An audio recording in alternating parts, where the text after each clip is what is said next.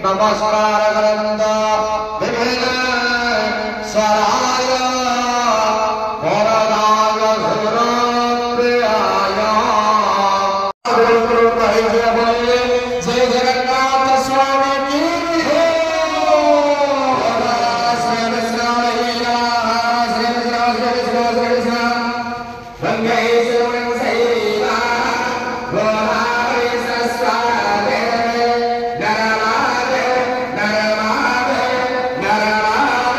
आज आम प्रभु गणेश विषय रे किसी आलोचना रखा कहीं वर्षार समय आम आसतु पूजकों सह ए विषय किसी कथा हेबा एवं जानिबा गणेश विषय भाद्रव मास शुक्ल पक्ष गणेश चतुर्थी जेहेतु पूजा अर्चना करा जाउछि प्रभुंकर ए मासटी रे गण नारायण रुद्र अंबिके भास्कर जेकोसी आम मंदिर को जीवा तार प्रधान देवता को तो आम पूजा करवा ता सहित यही चारि देवता को पूजा करा जाए सबु मंदिर आम भारत वर्ष जेकोसी मंदिर आपन देखे सबु जगार मुख्य देवता सहित अन्य जो चारि देवता अच्छा चारि देवता देवादेवी माँ तो अच्छा से भी रहते सहित रे ना पूजा असंपूर्ण गणेश प्रत्येक पूजार आरंभ रे गणेश को ही पूजा करिवो नहीं तो से पूजा फलप्रद हेबो नहीं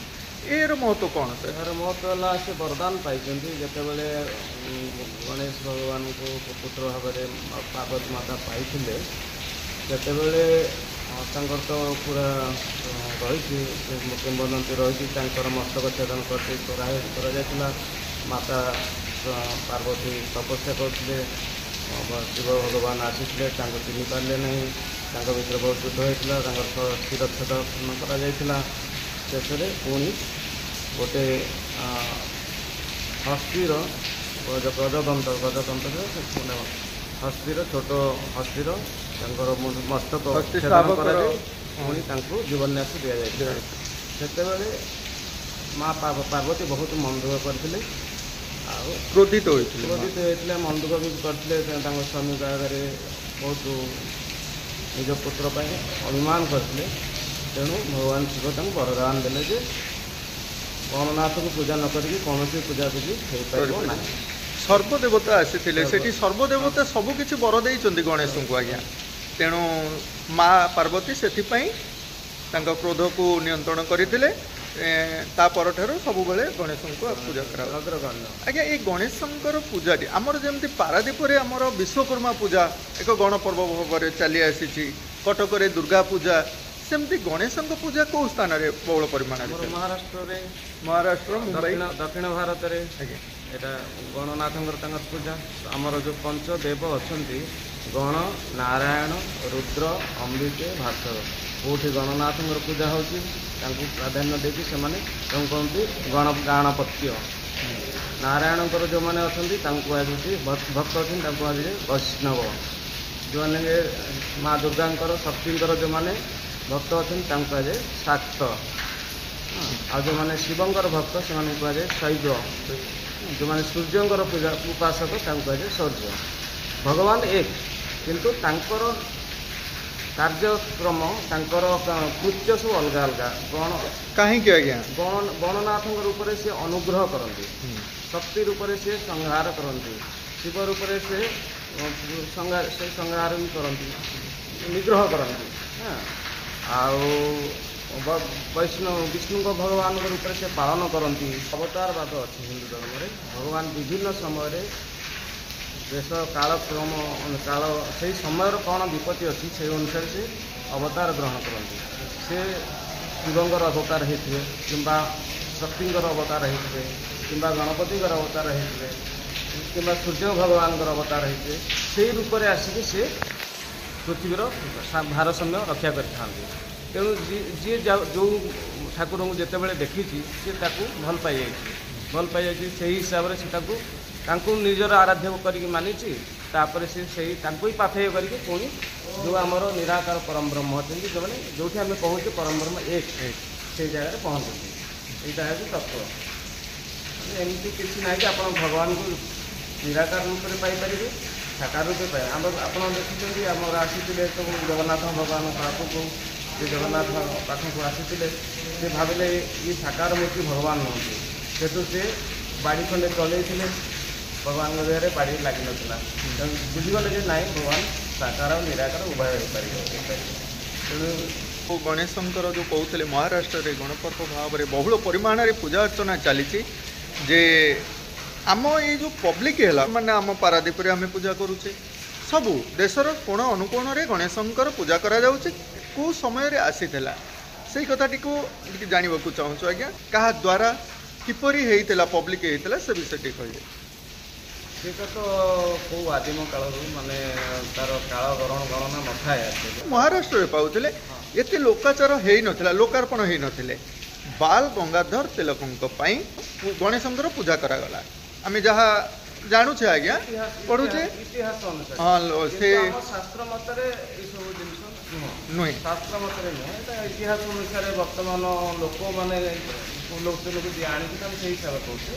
କିନ୍ତୁ ପ୍ରକୃତରେ ହିସାବ କରିବାକୁ ଗଲେ ଏଇଟା ଆଦିମ କାଳରୁ ଅଛି। ଆଦିମ କାଳରୁ ଅଛନ୍ତି, ପ୍ରଭୁ ଗଣେଶ ମଧ୍ୟ ଅଛନ୍ତି। କିନ୍ତୁ ଆମ ଭାରତରେ ଏହା ବହୁଳ ପରିମାଣରେ ପୂଜା ପାଇଲେ ବାଲ ଗଙ୍ଗାଧର ତିଲକଙ୍କ ପାଇଁ, ଯାହା ଆମେ ଜାଣି ଆସିଛେ। ତ ସେ ସମୟ ତ ଆମେ ଆଗକୁ ଜାଣିବା କାହିଁକି ବାଲ ଗଙ୍ଗାଧର ତିଲକଙ୍କ ପାଇଁ କେବଳ ଗଣେଶ ନୁହନ୍ତି, ପୁରା ହିନ୍ଦୁ ସଭ୍ୟତା ସଂସ୍କୃତି ମଧ୍ୟ ଡେଭଲପ୍ ହେଇଥିଲା କିଛି କାଂଶରେ। କାହିଁକି ନା ଯେଉଁ ସମୟରେ ଆପଣ ଜାଣିଥିବେ, ଟିକେ ପଛକୁ ଫେରିବା କି ଆଜ୍ଞା, ଏ ବାଲ ଗଙ୍ଗାଧର ତିଲକ ଯେ ଗଣେଶ ଚତୁର୍ଥୀର ପ୍ରାରମ୍ଭ ବା ମହାରାଷ୍ଟ୍ରରୁ ଆସି ସାରା ଦେଶରେ ପ୍ରଚାରିତ ହୋଇଥିଲା। ତେଣୁ ସେଇ ସମୟଟିଏ ଥିଲା ଜ୍ୟୋତିର୍ବା ରାଓ ଫୁଲେ, ଜାଣିଛନ୍ତି ଆଜ୍ଞା ତାକୁ? ଜାଣିନାହାନ୍ତି ତ ତାଙ୍କର ମଧ୍ୟ ଆନ୍ଦୋଳନ ଥିଲା ଶିକ୍ଷା ଉପରେ। ସେ ଏଜୁକେସନ୍ ପାଇଁ ଆନ୍ଦୋଳନ କରୁଥିଲେ ଏବଂ SC ST ମାନଙ୍କ ପାଇଁ ସେ ସଂଘର୍ଷ କରିଥିଲେ।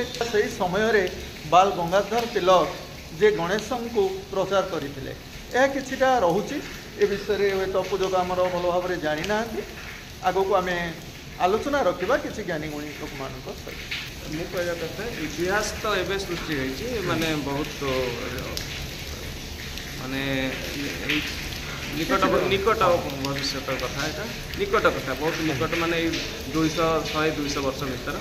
କିନ୍ତୁ ଗଣନାଥଙ୍କର ପୂଜା କେଉଁ ଆଦିମ କାଳରୁ ହେଇଛି, ତା'ର ପ୍ରଚାର ପ୍ରସାର ଆମର ମୁଁ କହୁଥିଲି ଅବତାର ମାନେ ସେମାନେ ଆସନ୍ତି, ସେମିତି ବୀର ପୁରୁଷମାନେ ଆସନ୍ତି, କ୍ରାନ୍ତିକାରୀ ଲୋକମାନେ ଆସନ୍ତି, ଯେଉଁମାନେ କି କିଛି ଗୋଟେ ଲୋକମାନଙ୍କୁ ସମାଚାର ଦେବାକୁ ଚାହିଁବେ। ସେମାନେ ଆସନ୍ତି ମଝିରେ ମଝିରେ, ଯେଉଁମାନେ ଯେଉଁ କହୁଛନ୍ତି ବାଲ ଗଙ୍ଗାଧର ତିଲକ ହଉ, ଆପଣ ଯେଉଁ ନାଁ କହିଲେ SC ST ପାଇଁ ଯେଉଁମାନେ ଜ୍ୟୋତିର୍ବା ରାଓ ଫୁଲେ, ସେ ବି ଜଣେ ବହୁତ ଗୋଟେ ମହାପୁରୁଷ। ସେମାନେ ଛୋଟ ମୋଟ ଲୋକ ନୁହନ୍ତି, ସେମାନେ ସବୁ କାଳଜୟୀ ଲୋକ। ସେମାନେ ଆସିଥାନ୍ତି କିଛି ଗୋଟେ ପରିବର୍ତ୍ତନ ଆଣିବା ପାଇଁ ସମାଜରେ। ତେଣୁ ଏମିତି ସବୁ ଯେମିତି ଆମେ ଭଗବାନଙ୍କର ଅବତାର ଭାବୁଛେ, ସେମିତି କିଛି ମହାପୁରୁଷ ଅଛନ୍ତି, ସେମାନେ ହିଁ ବାରମ୍ବାର ଆସୁଥାନ୍ତି ତାଙ୍କ ସହିତ କିଛି ସହଯୋଗ କରିବା ପାଇଁ। ତେଣୁ ଏଥିରେ ଆମେ ଏମିତି ଚାଲିଥିବ, ପ୍ରଳୟ ହେଉଛି ସୃଷ୍ଟି ହେଉଛି, ପ୍ରଳୟ ହେଉଛି ସୃଷ୍ଟି ହେଉଛି। ଗଣନାଥ ଆଦିମରୁ ଅଛନ୍ତି, ପ୍ରଳୟ ହେଲେ ପୁଣି ସମସ୍ତେ ଶୋଇଯିବେ, ପୁଣି ସୃଷ୍ଟି ହେଲେ ପୁଣି ସମସ୍ତେ ଜାଗି ଉଠିବେ। ଏଇସବୁ ଚକ୍ର ଚାଲିଥାଏ। ବନ୍ଧୁଙ୍କ ତ ଆମେ କିଛି ଜାଣିଲେ, ତ ଆଦିମ ସମୟରୁ ପୂଜା ପାଇ ଆସୁଛନ୍ତି ପ୍ରଭୁ ଗଣେଶ। କିନ୍ତୁ ବହୁଳ ପରିମାଣରେ ଶିକ୍ଷା ନଥିଲା ଆଜ୍ଞା, ସେଇ ସମୟ କଥା ଆମେ ଫେରିବା। ନାରୀମାନଙ୍କୁ ତ ଶିକ୍ଷାର ବ୍ୟବସ୍ଥା ନଥିଲା, ଆଉ SC ST ମାନଙ୍କ ପାଇଁ ନୁହେଁ। ସେହି ସମୟରେ ନାରୀମାନଙ୍କ ପାଇଁ ମଧ୍ୟ ସ୍ୱର ଉତ୍ତୋଳନ କରିଥିଲେ ଜ୍ୟୋତିର୍ବା ରାଓ ଫୁଲେ, ଏବଂ ନାରୀମାନଙ୍କର ଶିକ୍ଷା ପାଇଁ ତାଙ୍କ ଧର୍ମପତ୍ନୀ ଯେ ସାବିତ୍ରୀବାଈ ଫୁଲେ, ସେ ମଧ୍ୟ ସ୍ୱର ଉତ୍ତୋଳନ କରିଥିଲେ। ବହୁତ ପରିମାଣରେ ସେ କଷ୍ଟ ପାଇଛନ୍ତି ସମାଜରେ, ତାପରେ ମଧ୍ୟ ସେ ବିଦ୍ୟାଳୟମାନ ସ୍ଥାପନ କରି ସେଠାରେ ଶିକ୍ଷାଦାନ ଦେଇଥିଲେ। ଜ୍ୟୋତିର୍ବା ରାଓଙ୍କର ଯେଉଁ କାର୍ଯ୍ୟପନ୍ଥା ଲୋକଲୋଚନକୁ ନ ଆସିବା ପାଇଁ ସେହି ସମୟରେ ଇଏ ପ୍ରଥାଟି ପ୍ରଚଳିତ କରିଥିଲେ ବହୁ ପରିମାଣରେ, ଯାହା ଆମେ ଆଲୋଚନା ମାଧ୍ୟମରେ ଜାଣିଲେ। ହଉ, ଆସନ୍ତୁ ଆଜ୍ଞା ଆଜିର ଭିଡ଼ିଓଟିକୁ ଏଇଠି ଆମେ ଶେଷ କରିବା। ବହୁତ ବହୁତ ଧନ୍ୟବାଦ। ଜୟ ଗୁରୁ ଶଙ୍କରାଚାର୍ଯ୍ୟ ଭଗବାନ କି ଜୟ।